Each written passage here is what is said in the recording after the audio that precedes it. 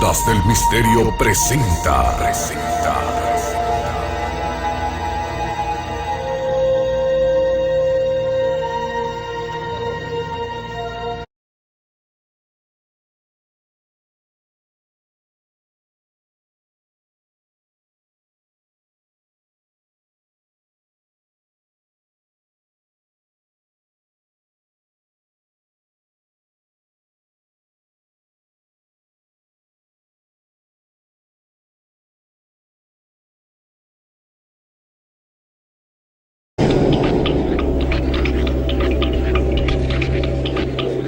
Esta es la historia de dos científicos.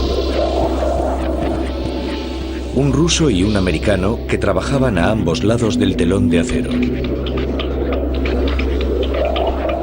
Ambos cruzaron los límites de la ciencia médica en su búsqueda del conocimiento. Fueron empujados por la misma ambición: trasplantar cabezas humanas de un cuerpo a otro.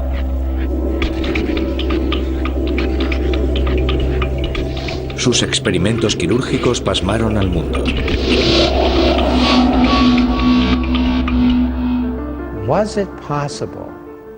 ¿Era posible mantener con vida a un ser humano en su forma cerebral después de que todo su cuerpo hubiese sido sacrificado? Entonces, como ahora, sabía que se podía hacer. Sus creencias golpean la esencia misma de nuestro ser.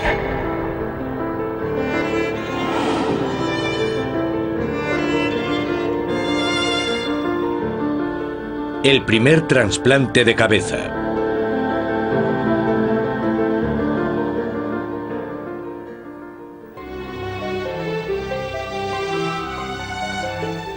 En 1950, América era un país que rebosaba optimismo.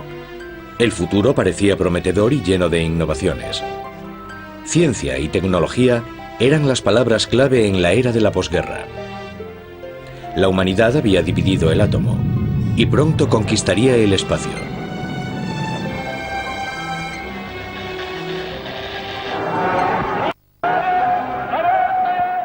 En la Unión Soviética, Stalin puso a la ciencia al servicio del Estado. La Guerra Fría alcanzaba su cúspide y también él perseguía los adelantos tecnológicos. Empezó a sentir interés por la medicina. Era otra manera de situar a su nación por delante de Occidente. A las afueras de Moscú, Stalin estableció laboratorios médicos secretos para explorar y desarrollar conceptos nuevos.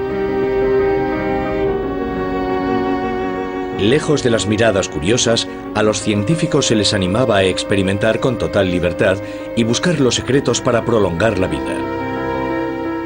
Muchas de estas pruebas se realizaban con animales. Extirpaban los órganos de sus cadáveres y los mantenían vivos con máquinas. Isolated organs can be brought to life, even though they've been removed from the animal's corpse some time after death. Here's a dog's heart. Los perros eran sacrificados y luego devueltos a la vida. 10 minutes have elapsed since the animal died. The blood removed from the animal is pumped back into its vessels by the auto-ejector. The respiration is gradually restored.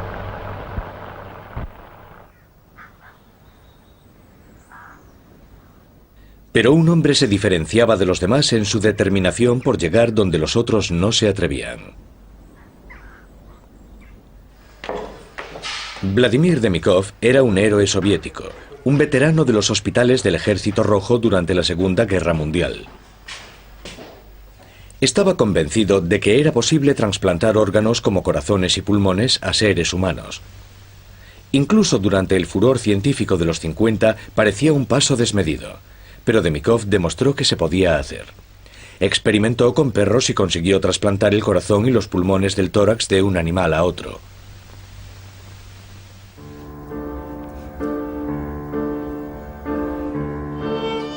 Sus experimentos sentaron los preliminares para los futuros éxitos en la medicina humana, pero su trabajo nunca recibió su merecido reconocimiento.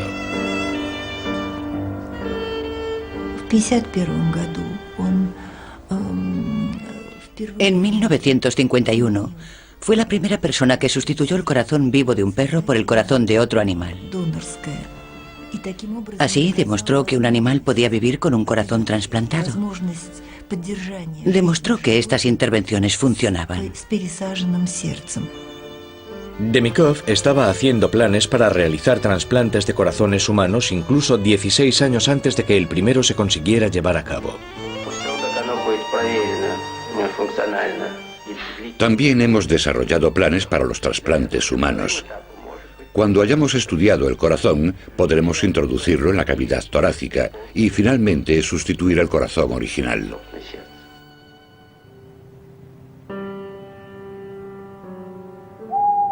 A Demikov le gustaba trabajar durante la noche, sin ser molestado. Con frecuencia las luces de su laboratorio, en los bosques de las afueras de Moscú, seguían encendidas hasta muy tarde. Una noche de febrero de 1954, Demikov realizó un experimento que dejó helado al mundo. Cogió dos perros, un adulto y un cachorro. Junto a su equipo de cirujanos, los operó durante toda la noche.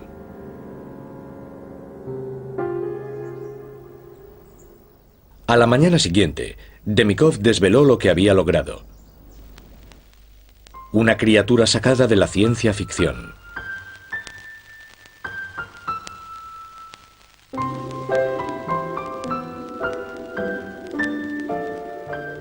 Había unido con suturas la cabeza y el torso del cachorro al cuello del perro más grande, conectando sus vasos sanguíneos y sus tráqueas.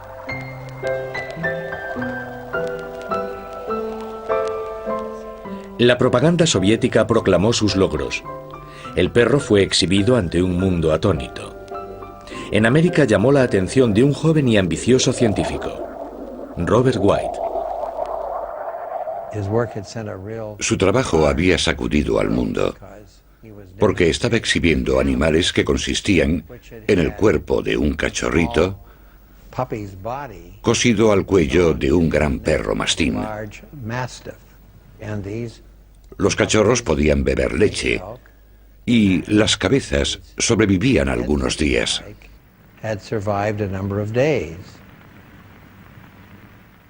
Demikov creía que su experimento era un avance médico de primer orden. Lo hizo principalmente para demostrar que es posible trasplantar cualquier órgano, e incluso una cabeza y un cerebro. Demostró que hasta un órgano tan complicado como este podía funcionar satisfactoriamente dentro de otro cuerpo. En Occidente, las opiniones estaban divididas. Para muchos era una exhibición de monstruos, para otros un importante avance para la cirugía. Sacudió la ciencia mundial, porque en los Estados Unidos no había nadie que hubiese llevado a cabo lo mismo que el profesor Demikov.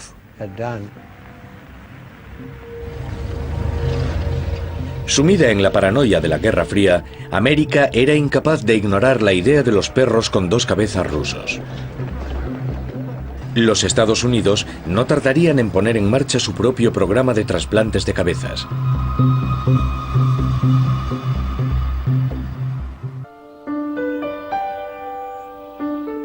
Cuando el científico soviético Vladimir Demikov mostró al mundo su perro con dos cabezas, parecía evidenciarse aún más la superioridad tecnológica soviética. La carrera armamentística estaba en su punto máximo, y los rusos no tardarían en enviar un hombre al espacio. Creo que en este país los temíamos. Supongo que creíamos que habían llegado lejísimos muy rápidamente, sobre todo en cuanto a la bomba de hidrógeno. Nos preguntábamos si estaba ocurriendo lo mismo con la medicina rusa. Siempre teníamos la sensación de que los rusos eran muy listos y todo eso. Y creíamos que, seguramente, en alguna parte, al otro lado de los Urales tendrían centros de investigación donde habrían curado el cáncer y donde habrían descubierto sistemas para sustituir la sangre con soluciones artificiales o algo parecido. Siempre existió bastante envidia malsana. Robert White nació en Minnesota en 1926. Al igual que Demikov, también White era veterano de la Segunda Guerra Mundial. Sirvió en el Pacífico tratando a los aviadores heridos, y sus experiencias allí cambiaron su vida. Pudo ver los peores efectos de la guerra. A la gente que los demás no solemos ver. A los parapléjicos y los tetraplégicos. No solo una o dos personas, sino salas llenas de ellas. Creo que su juventud le dio la iniciativa para intentar hallar la manera de ayudar para que esta gente pudiese llevar una vida productiva. Después de la guerra, White estudió en la Escuela de Medicina de Harvard. Brillante y ambicioso, se especializó como neurocirujano. En 1960, ansioso de llevarle la delantera a los rusos en todos los aspectos de la medicina, el gobierno estadounidense ayudó a White a instalar un laboratorio especializado en el Hospital del Condado de Cleveland, Ohio.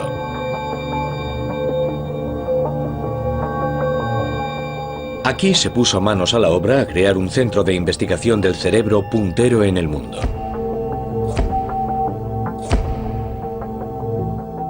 De día, White operaba todo tipo de lesiones y enfermedades cerebrales. Sus habilidades como cirujano eran reconocidas. Sin embargo, como científico deseaba descubrir los misterios que encerraba el cerebro. Ambicionaba ser la primera persona del mundo en aislar el cerebro, extraerlo del cráneo, estudiarlo y mantenerlo vivo durante todo el proceso. Llegué a la conclusión de que podría aislar el cerebro. Aunque muchos lo habían intentado, no lo habían conseguido. Casi desde el mismo día en que llegué aquí, empezamos los trabajos en el laboratorio.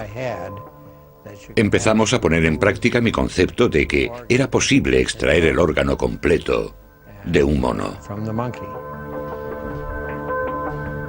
Evidentemente, White no podía llevar a cabo sus experimentos con cerebros de humanos vivos, pero en la medicina era normal usar animales para estudios científicos.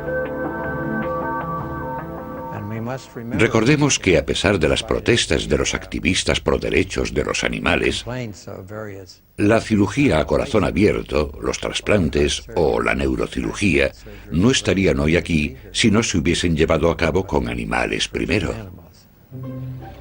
En la época había menos controversia en cuanto a los experimentos con animales, especialmente cuando se trataba de los mayores desafíos científicos del momento. Tanto América como la Unión Soviética habían enviado a monos y perros al espacio.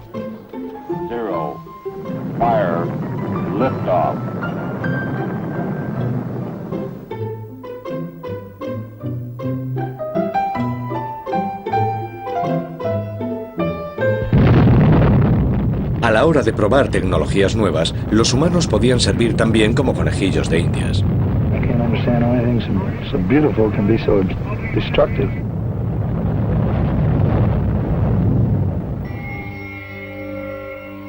En su laboratorio, White se ayudaba de primates para aprender más acerca del cerebro. En 1962, demostró sus extraordinarias habilidades quirúrgicas y consiguió lo nunca visto en medicina. Logró extraer con éxito el cerebro de un animal vivo, manteniendo el cerebro con vida. La más mínima pérdida de riego sanguíneo durante el proceso lo habría matado. Nadie había podido estudiar un cerebro vivo antes.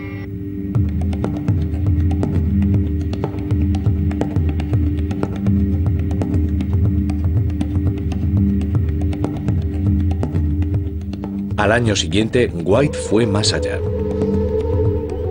Extrajo el cerebro de un mono y lo mantuvo vivo artificialmente durante varias horas. White confiaba en que los conocimientos adquiridos serían beneficiosos para los cirujanos y los científicos de todo el mundo. Pero las máquinas no podían mantener un cerebro vivo el tiempo necesario para estudiarlo con detalle. White estaba empeñado en seguir adelante y encontrar el modo de mantener los cerebros aislados vivos durante más tiempo. En 1964 se le ocurrió un plan audaz: trasplantar el cerebro de un animal al cuerpo de otro y estudiarlo desde allí. Extrajo el cerebro del cráneo de un perro y lo trasplantó vivo al cuerpo de otro perro. El cerebro del segundo perro se dejó intacto.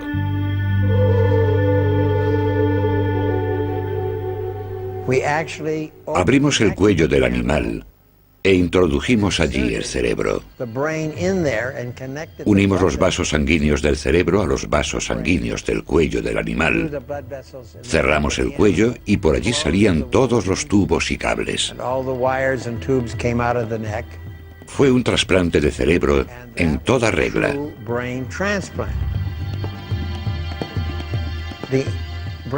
Hicimos un seguimiento del cerebro que pusimos en el cuello.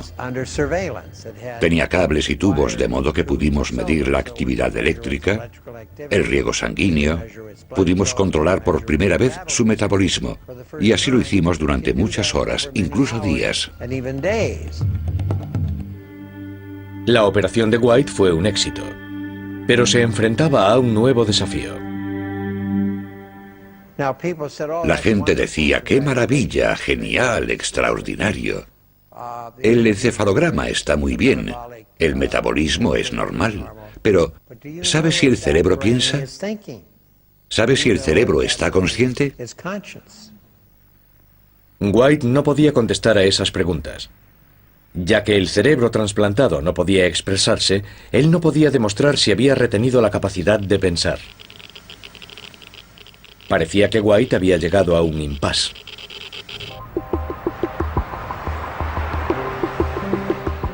Pero su trabajo no había pasado desapercibido al otro lado del telón de acero. Los científicos soviéticos seguían muy interesados en estudiar el cerebro. Venían delegaciones rusas a Cleveland y pasaban un cierto tiempo en mis laboratorios. A consecuencia de esas visitas y de la amistad que entablé con ellos, aproveché la oportunidad para viajar a la Unión Soviética y visitar a estos hombres en sus laboratorios y en sus quirófanos. En todas las ocasiones me marché de allí guardando un enorme respeto por sus logros y su gran capacidad para la investigación y la medicina. White hizo su primer viaje en 1966, pero hizo más. Su amigo y colega Harold Hillman con frecuencia lo acompañaba. Durante la Guerra Fría, la ciencia y la medicina de la Unión Soviética eran un completo misterio para la gente de Occidente. Por tanto, había un sentimiento de que tenían una mina de descubrimientos importantes en este campo y que nos convenía estar enterados. Comprobamos que les daba bastante miedo contarnos lo que hacían, porque lo que hacían en el Instituto de Investigación era considerado secreto de Estado. Pasamos unas veladas muy agradables con ellos. Solían invitarnos a vodka y chicas bonitas, pero no nos contaban lo que estaban haciendo. Tanto el Dr. White como yo tomamos nota de ello. Tenían mucho interés en conocer a cierta persona, al hombre cuyos experimentos habían inspirado a White años atrás, Vladimir Demikov.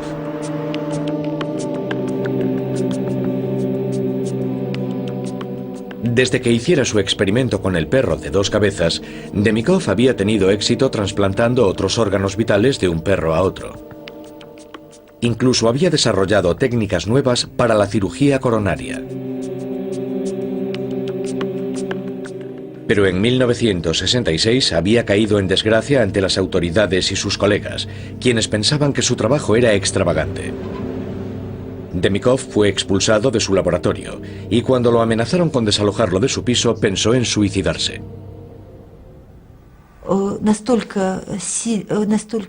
Para él fue durísimo. Estaba desesperado, en casa y en el trabajo. No podía costearse una casa para su familia porque ganaba poco dinero. De hecho, mi madre ganaba más como ingeniera. Cuando White lo conoció, Demikov era una sombra de lo que fue. Los dos habían abierto un campo nuevo en el estudio de los trasplantes, pero White estaba horrorizado por el escaso reconocimiento que había recibido.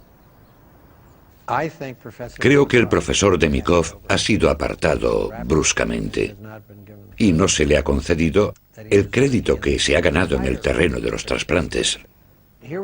Era un hombre completamente desconocido en todos los aspectos. Los científicos americanos ni siquiera sabían cómo se llamaba. El profesor Demikov no contaba ni siquiera en el tema de los trasplantes.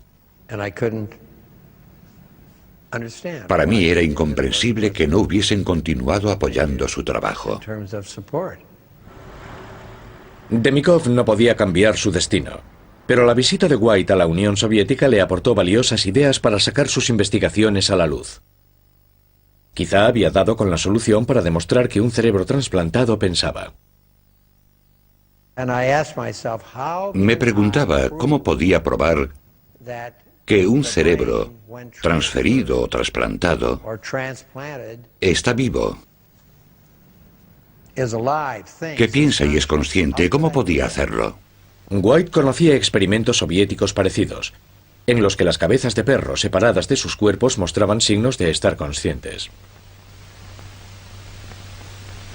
The isolated head even reacts to light and to sound. Tal vez White podría aplicar los mismos conceptos a su trabajo. Mientras viajaba de vuelta a casa, sopesó sus opciones. Si trasplantaba toda la cabeza con el cerebro intacto dentro, se podría valorar si estaba consciente o no.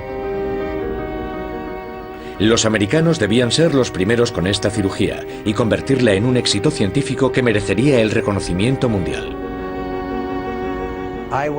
Me puse delante del tablero y diseñé una operación que consistía en coger dos monos, el mono A y el mono B.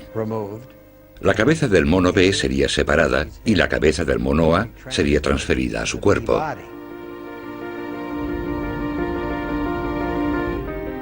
White tardó 3 años en planificar su operación, que marcaría un antes y un después.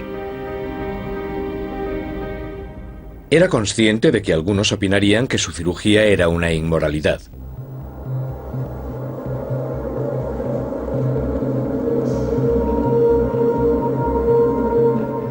A última hora de la tarde del 14 de marzo de 1970, el equipo de cirujanos de White comenzó los preparativos para efectuar el primer trasplante de cabeza en el mundo.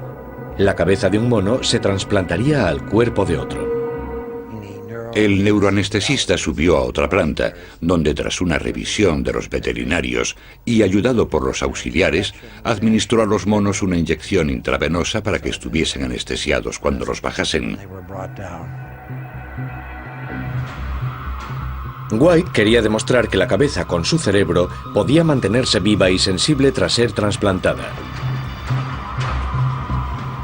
Si lo conseguía, lo consagraría en su carrera. Una de las enfermeras que estaba en la operación era Debbie Camp, de 19 años. Estaba muy nerviosa porque nunca antes había ayudado durante los experimentos en esa planta.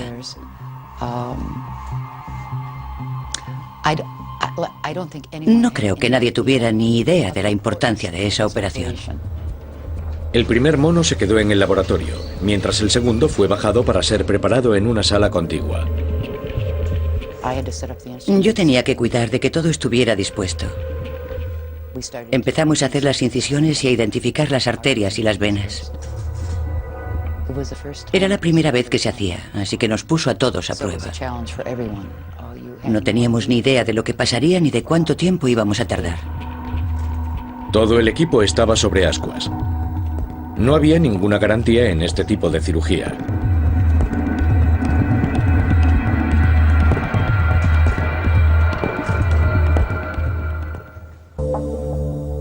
En 1970, Robert White intentó trasplantar la cabeza de un mono al cuerpo de otro. Esta película original de los archivos lo muestra mientras trabaja. Los dos monos fueron intervenidos en salas contiguas por el equipo de cirujanos de White. Ambas cabezas debían ser separadas de sus cuerpos para el trasplante. Fue un trabajo delicado. Era necesario no solo hacer una incisión alrededor de todo el cuello, sino lenta y cuidadosamente diseccionar los músculos y los vasos sanguíneos. Cada vez que se aislaba una arteria o una vena, había que efectuar una ligadura. No se podía seccionar ninguna hasta que todas estuvieran listas. Tuvieron que cortar los cuellos hasta que las únicas conexiones entre las cabezas y sus cuerpos eran sus médulas espinales y los vasos sanguíneos vitales. Tras hacer incisiones durante horas, llegó el momento de trasplantar la cabeza. Entonces colocaron al otro animal sobre la mesa. Ahora había 2 equipos de cirujanos y 2 animales. Éramos bastante gente porque había más auxiliares y por supuesto las enfermeras. Ambos monos fueron intervenidos, uno al lado del otro. La cabeza del mono A debía ser transferida al cuerpo del mono B. Primero hubo que transfundir el riego sanguíneo del cuerpo B a la cabeza A través de una red de tubos de plástico. Un momento de gran tensión. Si el riego sanguíneo hacia las cabezas se interrumpía, ambos animales fallecerían. Pero el monitor del mono A mostraba que su cerebro seguía activo.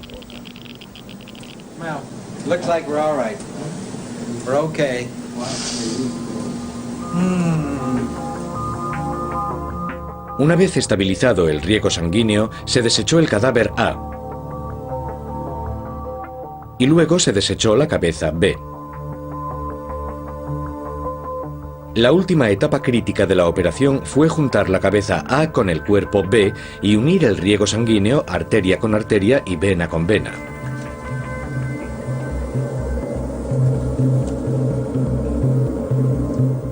Era una carrera contrarreloj. La cabeza del mono moriría si los vasos sanguíneos no eran unidos con la suficiente celeridad. El objetivo primordial era recuperar la circulación, para evitar que el mono falleciese. Lo más importante era unir las arterias y luego las venas, de una en una. Los vasos sanguíneos fueron conectados, pero no se tocó la médula espinal. Es imposible reconectar los nervios una vez que han sido seccionados. Entonces empezamos a suturar los músculos y los tejidos del cuello. Empieza a parecer que el animal solo ha sufrido una incisión circular. Pero tenemos que esperar a que salga de la anestesia.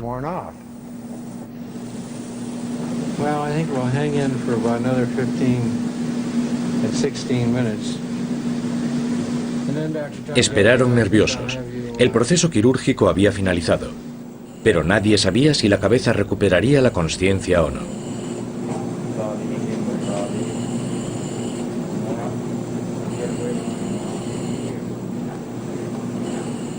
Esta película original muestra lo que sucedió a continuación.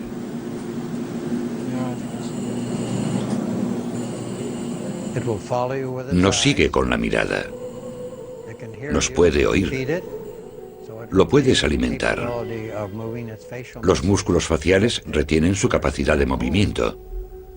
Pero claro está, no puede moverse porque la médula espinal está seccionada. Su aspecto, comportamiento y respuestas son como los de cualquier primate subhumano. Imagine cuánto entusiasmo, cuánta emoción. Estábamos bailando, gritábamos. Por primera vez en la historia de la ciencia médica, se había trasplantado un cerebro dentro de su propio cráneo y cabeza. Había recobrado la conciencia y su aspecto y su comportamiento eran como los de cualquier mono.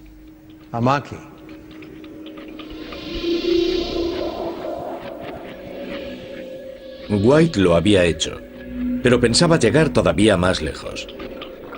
¿Sería capaz de hacer un trasplante de cabeza entre humanos? Se había hecho el primer trasplante de corazón humano 3 años antes. Y para White, eso era solo el principio. ¿No sería posible realizar una cirugía que salvase vidas humanas, que salvase sus cerebros? De la misma forma en que se puede reemplazar un corazón, un pulmón o un riñón para salvar la vida de un paciente y la de su cerebro, se le podría dar un cuerpo entero. Parecía una idea irracional.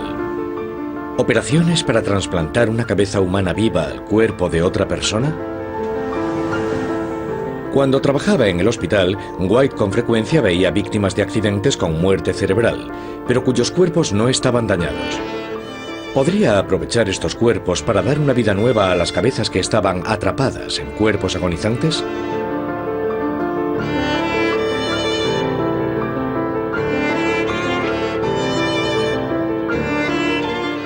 Pero hay una diferencia fundamental entre el trasplante de corazón y el trasplante de cabeza.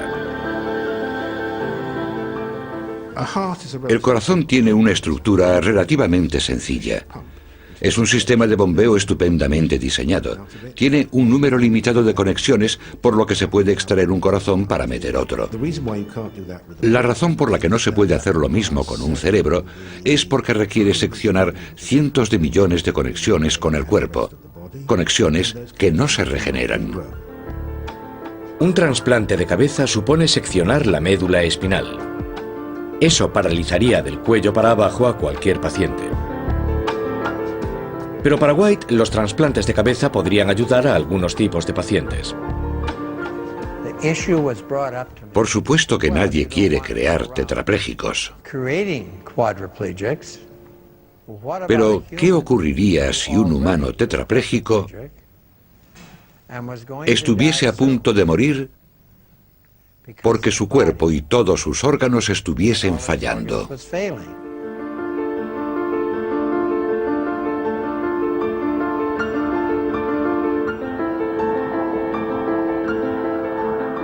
Pero había argumentos de peso en contra de la propuesta de White.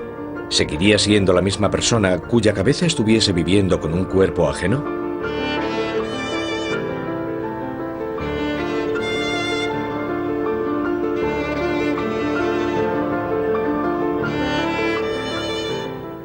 ¿Quién eres? ¿Qué eres? ¿Dónde está tu alma o tu espíritu? ¿Se fue con el cadáver que está enterrado? Creo que no. No está con el cadáver. No está dentro de la piel de su cuello.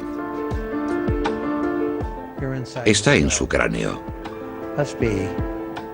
Seamos prácticos y pragmáticos. Está en la masa encefálica. Aquí es donde está la manifestación física del espíritu.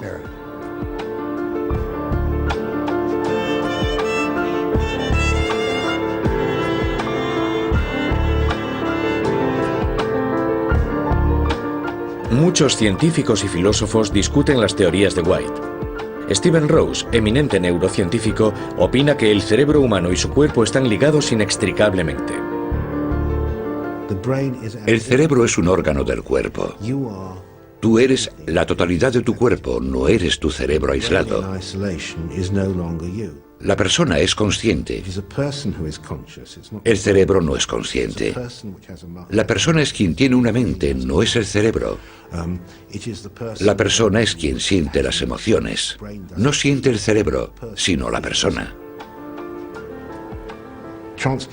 El trasplantar un cerebro X a un cuerpo Y no tiene ningún sentido, porque todo el desarrollo del cerebro X está ligado al cuerpo de un individuo determinado. Las células se han desarrollado de una manera determinada. Las conexiones se han establecido a su manera.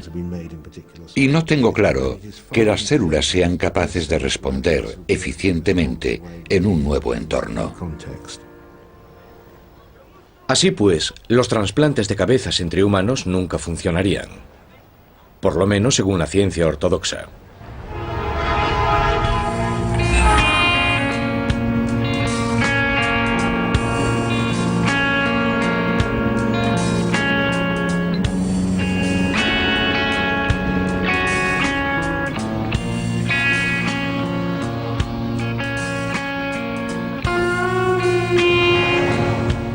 Cuando White desveló los resultados de su trasplante de cabeza entre monos 2 años después de hacerlo, sus colegas no le aplaudieron.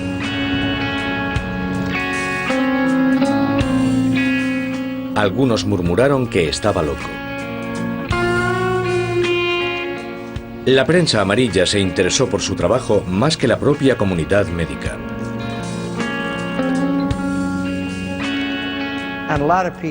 Supongo que hasta cierto punto mucha gente ha tergiversado mis motivos y sin duda me han convertido en un Frankenstein.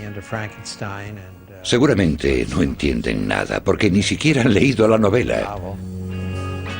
De pronto, en vez de abanderar una revolución en la medicina, White estaba siendo atacado. Había una fuerte oposición por parte de los activistas antivivisecciones, llegando incluso a las amenazas. En segundo lugar, le resultaba difícil obtener el dinero necesario. En tercer lugar, no conseguía que otros grupos lo hicieran. Es muy difícil cuando se trabaja en un campo semejante, que es muy caro, y cuando no tienes acólitos y nadie te apoya.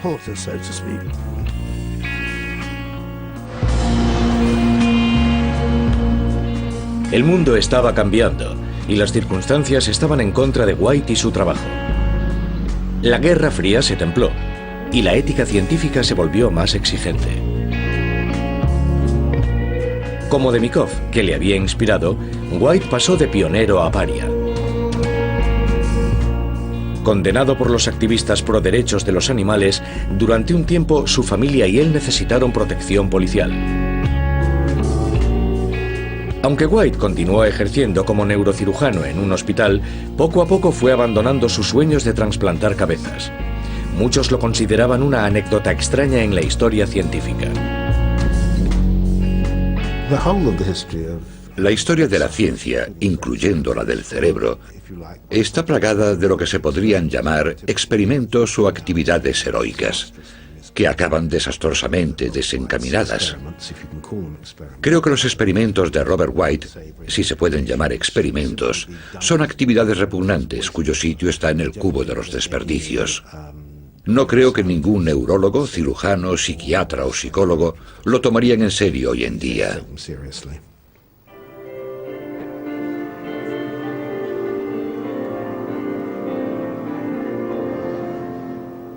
Han pasado más de 25 años desde que White practicara sus trasplantes.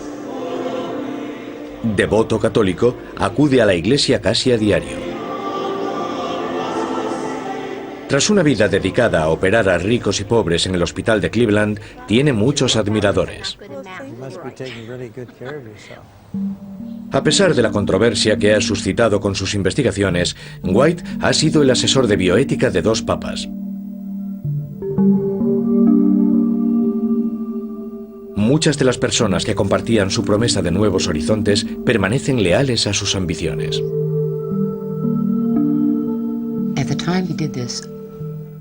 Cuando lo hizo, el mundo aún no estaba preparado. Creo que el momento está al llegar. Pienso que con el tiempo él será reconocido.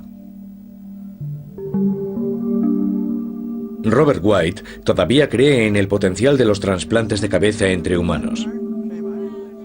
Después de más de un cuarto de siglo, parece que la ciencia está a punto de darle la razón.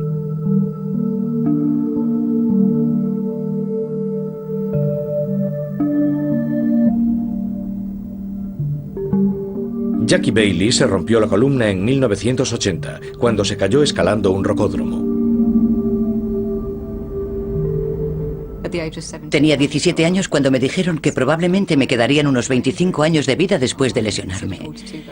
Me parecía que tener 42 años no era ser muy mayor y me llevé un disgusto. Jackie es el tipo de persona cuya vida esperaba prolongar el Dr. Robert White cuando propuso trasplantar cabezas.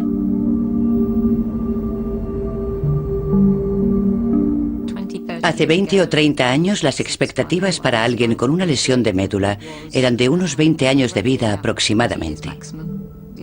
Nos esperaban fallos renales, por supuesto, problemas en los hombros, respiratorios, dermatológicos. Cualquiera de ellos podría conducir a la muerte prematura. Si al Dr. White se le hubiera permitido desarrollar sus trasplantes de cabezas humanas, en teoría podría haber prolongado las vidas de gente con lesiones medulares. Niños, ¿de dónde sacarán tantas energías? Hoy, los adelantos en la medicina significan que gente como Jackie vive más tiempo. Con 43 años, ofrece su apoyo a los nuevos lesionados. Las lesiones de médula espinal causan parálisis e incontinencia urinaria y fecal. A menudo los pacientes no sienten nada, pero algunos tienen dolor crónico. ¿Cuántos años tendrá ese? ¿A ti qué te parece? Cambia la manera en que percibimos nuestro cuerpo. No sientes gran parte del cuerpo. Es decir, las partes que siento son mías, soy yo, son Jackie. Las partes que no siento, es como si mi cabeza estuviese en otro cuerpo. No consigo moverlo. Mi cuerpo hace cosas que no puedo controlar. Así que es casi como si fuese un cuerpo prestado, ¿entiendes? Si lo has perdido todo y lo único que funciona es tu cabeza con tus pensamientos, esa eres tú. Es tu cerebro, ¿sabes? Es tu cabeza. Todavía después de una lesión medular sigues siendo tú. Conservas tus recuerdos anteriores. Te gusta lo mismo. Las mismas cosas te hacen reír o llorar. Tu cuerpo es lo único que no funciona. Entonces, ser trasplantada a un cuerpo sano quizá no sea una idea tan disparatada. Además, estamos muy acostumbrados a poder trasplantar parte de un ser humano a otro.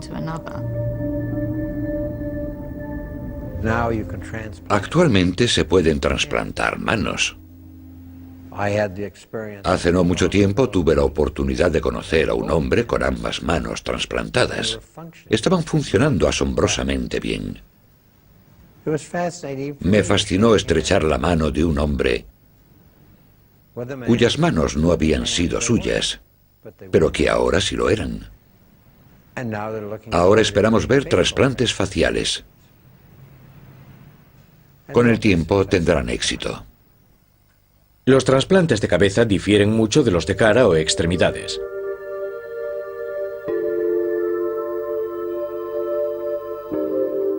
Pero tal vez algo esté cambiando, algo que hará que la idea sea menos radical.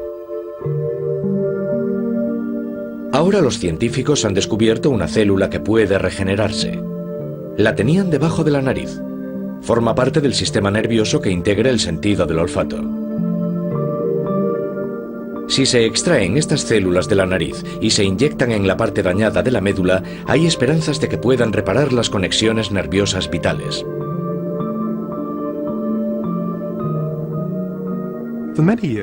Durante muchos años, estudiar la parte del sistema nervioso que se ocupa del olfato ha sido muy interesante.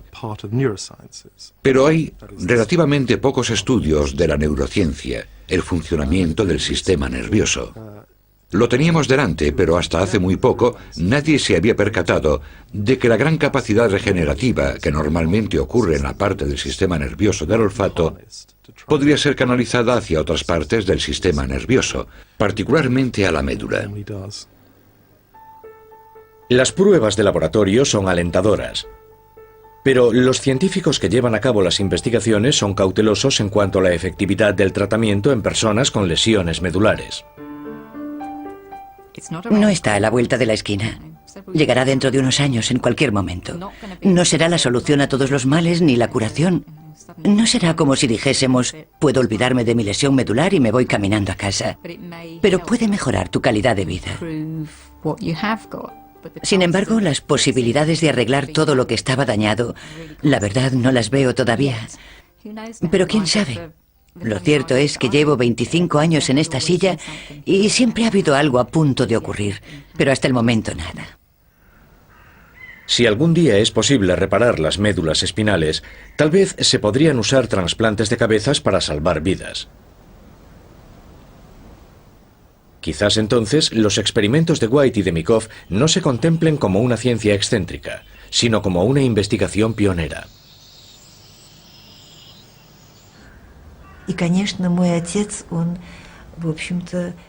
Mi padre decía que para hacer trasplantes de cabeza había que tener valor intelectual. Es posible que tales trasplantes que se desarrollaron en el siglo XX se conviertan en un desafío para los médicos del siglo XXI.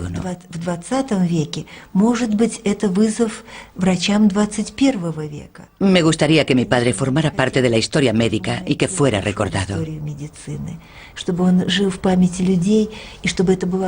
Y me gustaría que lo recordasen con respeto, porque durante su vida se enfrentó a muchas dificultades.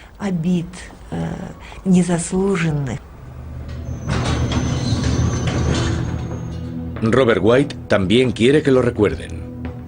Es cauteloso acerca de las perspectivas de reparar la médula. Sabe lo difícil que es conseguir que los nervios se regeneren. Pero si algún día se consiguiera, tal vez su laboratorio sería considerado como la cuna de la nueva era de soluciones quirúrgicas.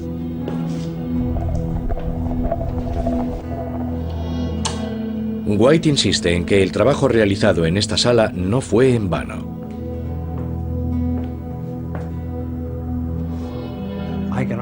Casi oigo sus voces. Esta sala estaba llena de gente. Y sin embargo, en esta misma mesa, la cabeza trasplantada de mono nos demostró que recobraba el conocimiento. White cree firmemente que tendrá su lugar en la historia de la medicina. El tiempo dirá si está en lo cierto. Me gustaría que se preservase y que estuviera a disposición de los estudiantes y los profesionales. Quiero que puedan observar maravillados y que entiendan, como ya hicieron muchos, lo que aquí se hizo. Puede que algún día el trabajo del Dr. White se considere algo más que una extraña anécdota dentro de la historia de la medicina. Puede que llegue el día en que las cabezas de las personas puedan sobrevivir en otros cuerpos. Pero White no lo verá. Jamás conocerá el veredicto final del mundo sobre su visión de la vida.